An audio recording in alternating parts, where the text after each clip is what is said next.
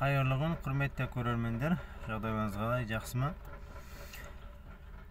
Сіздерге айтайын деп жатқан жаңалығымыз біздің кәсіп бойынша, шылаушын бизнесі бойынша кооператив, яғни комитет құрылуда. Оның құрылу мақсат себебі осы кәсіп бойынша айналысып жатқан барлық адамдарға істеп жатқан, шығарып жатқан удобрение, яғни биогумусты мемлекетке сату және оны көрші мемлекеттерге экспорт жасау бойынша құрылуда. Оның құрудың тағы бір себебі осы кәсіппен айналысып жатқан адамдардың және енді айналысайын деп жатқан, ойланып жатқан адамдарға құлақтарына алтын сырға ретінде айтылуда. Бұл кәсіптің болашағы өте зор. Білікті маман агрономдар дабыл қағуда. Өйткені Қазақстанда жердің құнарлығы өте төмендеп бара жатқандығы, жерге қажетті минералдар жетіспеуінің себебінен азық-түлік тапшылығы болуда.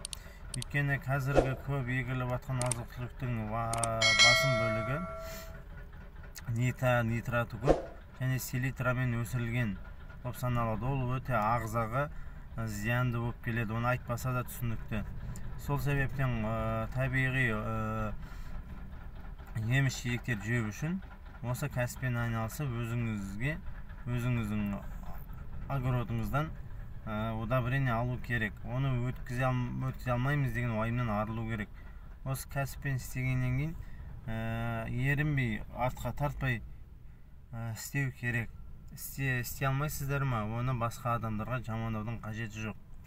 Біліп, көріп, білмей, осы кәсіпті зерттемей басқа адамдарға назат айтудың қажеті жоқ.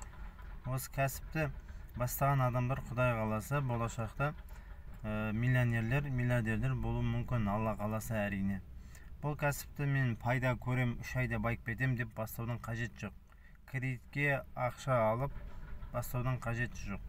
Бұл кәсіппен айналысатын адам тек қана ниеттеніп, қарызға болса да бастау керек. Өйткені бұл кәсіптің болашағы өте зор. Бұл кәсіп бізден үлкен шығын сұрамайды, көп расход шығармайды. Тек қана оған күтім жасау керек, уақытына азық беру керек. Одан басқа ештеңе талап етпейді бұл кәсіп. Және де бұның пайдасын көрем десең, бірінші өзің көру керек оның пайдасын. Оның пайдасын қалай көресің? Оны сенде 10 соттық жерде бір қарапайым күнделік жеп жүрген картошкамызды, помидор, қияр соларды егіп, соларға удобрение тастап, уақытысында шыққан кезде биогумустың сұйығын бір рет беріп, гүлдеп жатқан кезде тағы бір рет беріп, нәтижесін күту. Осы арқылы көршілеріңе или ағайын туысқа тегін беру. Сол арқылы сол нәтижесін көруге болады. Ал оны алып алып, оны істеп алып, сосын дамытып алғаннан кейін қайда өткізем, бұл кәсіптің болашағы жоқ деп басқаға насихат айтудың қажеті жоқ.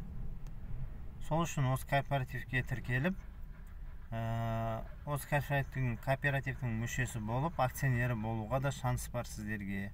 Құдай қаласа бұл кәсіп өте жоғары деңгейде дамиды. Себебі қазір әлемде табиғи жеміс-жидектерге сұраныс өте жоғары. Соны ойланып қойыңыздар. Оны жаңалықтан оқысаңыздар да білесіздер. Ойланыңыздар. Рахмет сіздер, мен Асылхан. Назарларыңызға рахмет. Осы кәсіппен айналысып, болашақ миллионер болыңыздар.